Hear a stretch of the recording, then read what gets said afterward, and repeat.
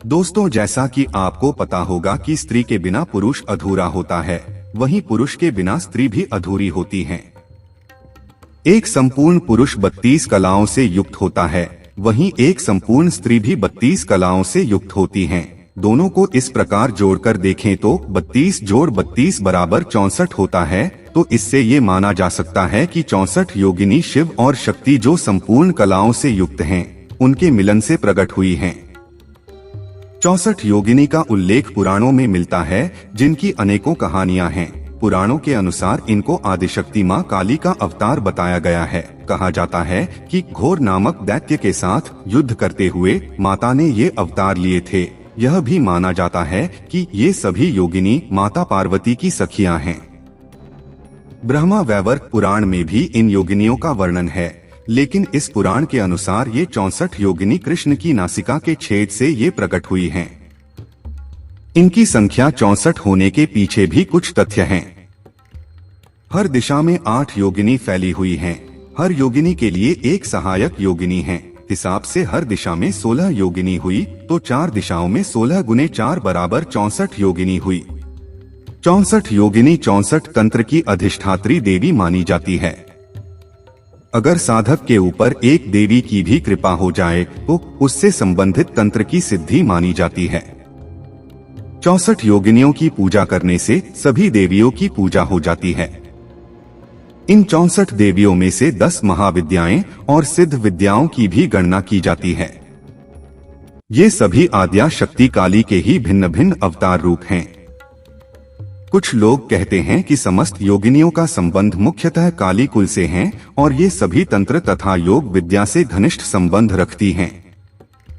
नवरात्र के समय इन योगिनियों की पूजा बहुत ही फलदायी होती है।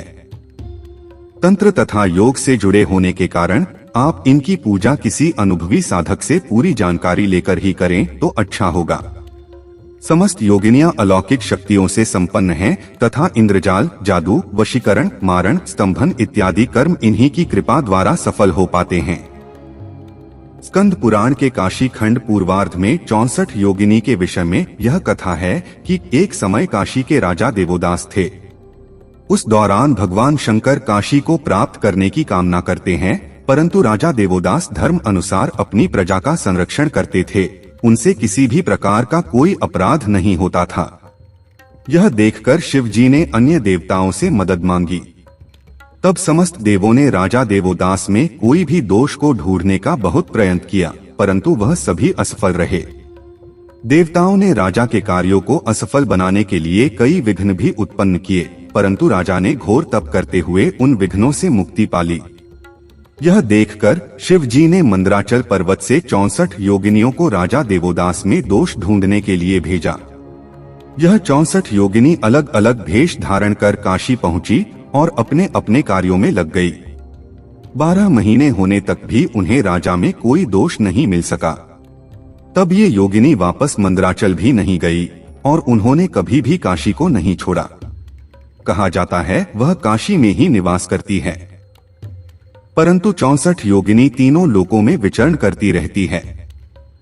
प्रमुख रूप से 8 योगिनियां हैं, जिनका वर्णन इस प्रकार है। सबसे पहले बात करते हैं सुर सुंदरी योगिनी की। सुर सुंदरी योगिनी अत्यंत सुंदर शरीर सौष्ठव अत्यंत दर्शनीय होती है।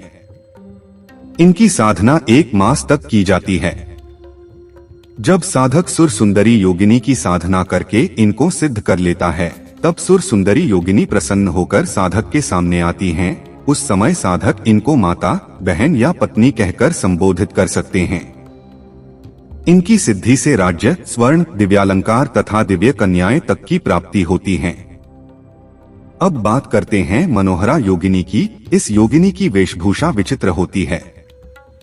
ये अत्यंत सुंदर होती हैं तथा इनके शरीर से सुगंध निकलती है। 1 मास की साधना करने पर ये प्रसन्न हो जाती हैं। इनकी सिद्धि से साधक को प्रतिदिन स्वर्ण मुद्राएं प्राप्त होती हैं।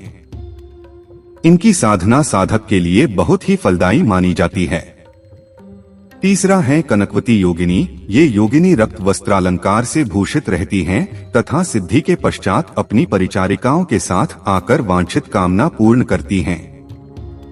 चौथी हैं कामेश्वरी योगिनी। इनका जप भी रात्रि में महीने भर किया जाता है। पुष्पों से सुसज्जित देवी प्रसन्न होकर ऐश्वर्य भोग की वस्तुएं प्रदान करती हैं। 5वां नंबर की बात करें तो ये हैं रति सुंदरी योगिनी। स्वर्णाभूषण से सुसज्जित देवी महीने भर की साधना के पश्चात प्रसन्न होकर अभीष्ट वर प्रदान करती हैं तथा सभी ऐश्वर्य धन व वस्त्रालंकार देती हैं। अगर बात करें पद्मिनी योगिनी की तो इस योगिनी का वर्ण श्याम है। ये देवी वस्त्रालंकार से युक्त मास भर साधना के बाद प्रसन्न होकर ऐश्वर्य को प्रदान करती हैं। 7वां नंबर की बात करें तो ये होती हैं नटिनी योगिनी। अशोक वृक्ष के नीचे रात्रि में साधना करके इस योगिनी को सिद्ध किया जा सकता है।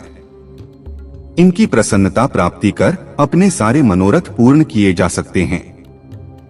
अब अंत में मधुमती योगिनी के बारे में जान लेते हैं। शुभ्र वर्ण वाली ये योगिनी अति सुंदर विविध प्रकार के अलंकारों से भूषित होती हैं।